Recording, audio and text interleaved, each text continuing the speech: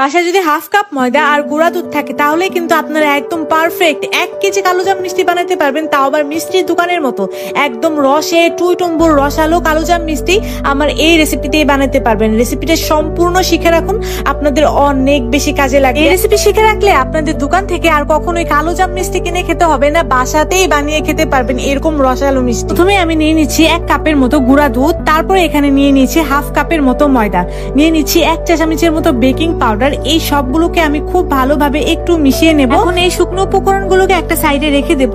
আর এখন এখানে নিয়ে নিচ্ছি আমি ডিম নিয়েছি আমি রুম টেম্পারেচারে থাকা 2টা ডিম নিয়েছি। তার ভিতরে দিয়ে দিচ্ছি হইতেছে গিয়া 2 চা চামচের মতো চিনি, দিয়ে দিয়েছি এখানে 1 চা চামচের মতো পানি এবং 1 টেবিল চামচের মতো তেল। এই সবগুলো উপকরণগুলোকে দিয়ে এগুলোকে এখন খুব ভালোভাবে মিক্স করে মিশিয়ে নিচ্ছি। আমি একটা কাঁটা চামচ দিয়ে খুব ভালোভাবে মিশিয়ে নিলাম। মেশানো শেষ হয়ে গেলে আমরা যে শুকনো উপকরণগুলো করে রেখেছিলাম সেগুলোর ভেতরে এই মিশ্রণটাকে দেব আর খুব ভালোভাবে মিশিয়ে নেব। আপনারা দেখতেই পাচ্ছেন আমি একটু একটু করে লিকুইড মিশ্রণটা শুকনো উপকরণের ভেতরে মিশাচ্ছি আর খুব ভালোভাবে ডো বানিয়ে নিচ্ছি। ডোটা কিন্তু একটু আঠালো টাইপেরই হবে, আর এখানে কিন্তু পুরোটা মিশ্রণই আমার লাগে নাই, আরো অনেকখানি মিশ্রণ বেঁচে গিয়েছিল। আপনারা জাস্ট একটু একটু করে দিয়ে তারপর ডোটাকে করে নেবেন। তারপরে এখানে আমি 1 টেবিল চামচের মতো ঘি দিয়ে এটাকে আবারও একটু ভালোভাবে একটু মথে নিচ্ছি। তো আবার এটা একদমই রেডি হয়ে গিয়েছে। এটাকে আমি 5 মিনিটের জন্য রেস্টে দিয়ে দিয়েছিলাম। 5 মিনিট রেস্টে দিলে দেখবেন যে ডোটা আরো একটু শক্ত হয়ে আসছে, তখনই এটাকে শেপ করে নেবেন। হাতে একটু ঘি লাগিয়ে আমি এখানে কালো জামে শেপ করে নিচ্ছি। আচ্ছা, আপনারা কিন্তু এই ডোটা দিয়ে কালো জাম, গোলাপ জামুন আরো অনেক কিছুই বানাতে পারবেন, তবে আজকে আমি কালো জাম বানাচ্ছি আর কালো জামের এরকম লম্বা লম্বা শেপ দিয়ে দিচ্ছি। মিষ্টিগুলা সবগুলা শেপই দেওয়া হয়ে গিয়েছে। এখন শিরাটাকে রেডি করে নেব। শিরা রেডি করার জন্য এখানে আমি দিয়ে দিচ্ছি 2 কাপের মতো চিনি এবং এখানে দিয়ে দেব আমি প্রায় 5 কাপের মতো পানি। 2 কাপ চিনিতে অবশ্যই আপনারা 5 কাপের মতো পানি দিবেন। 2-1টা এলাচও দিয়েছি একটু ফ্লেভারের জন্য। এখন এটাকে নাড়িয়ে চাড়িয়ে চিনিটাকে গলিয়ে নিব।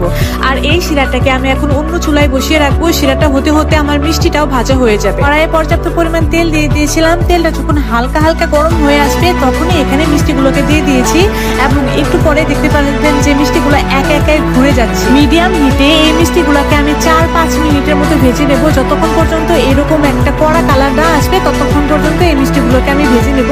আমার মিষ্টিগুলো একদমই কিন্তু কালার এসে পড়েছে, দেখতেই পাচ্ছেন। এখন এই মিষ্টিগুলোকে আমি তেল থেকে একদম সরাসরি ফুটন্ত গরম শিরায় দিয়ে দেব, দিয়ে এটাকে জাস্ট ঢাকনা দিয়ে ঢেকে দেব। এখন এই মিষ্টিগুলোকে আমি 15 থেকে 20 মিনিটের মতো হাই হিটে জাল দিয়ে নেব। যখনই দেখবেন যে শিরাটা একটু একটু ঘন হয়ে আসতেছে তখনই বুঝবেন যে মিষ্টিগুলো হয়ে গিয়েছে, আর তখনই কিন্তু এটাকে চুলা থেকে নামিয়ে নেবেন।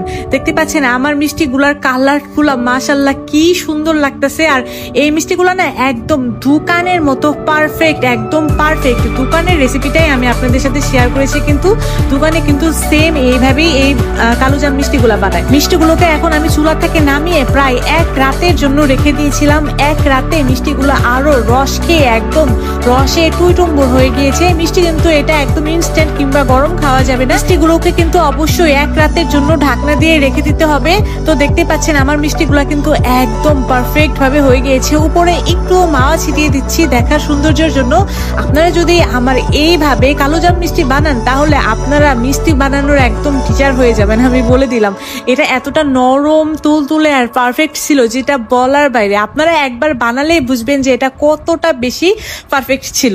আচ্ছা, আমার রেসিপিগুলো যদি আপনাদের ভালো লেগে থাকে তাহলে কিন্তু অবশ্যই রেসিপিটা শেয়ার দিয়ে আপনাদের টাইম লাইনে রেখে দিবেন, যেন পরবর্তীতে দেখে দেখে বানাতে পারেন। রেসিপি শেয়ার না দিলে কিন্তু রেসিপি হারিয়ে যাবে, পরবর্তীতে এত মজার জিনিস আর বানাতে পারবেন না। তাহলে এই পর্যন্তই, দেখা হবে নেক্সট এপিসোডে। আল্লাহ হাফেজ।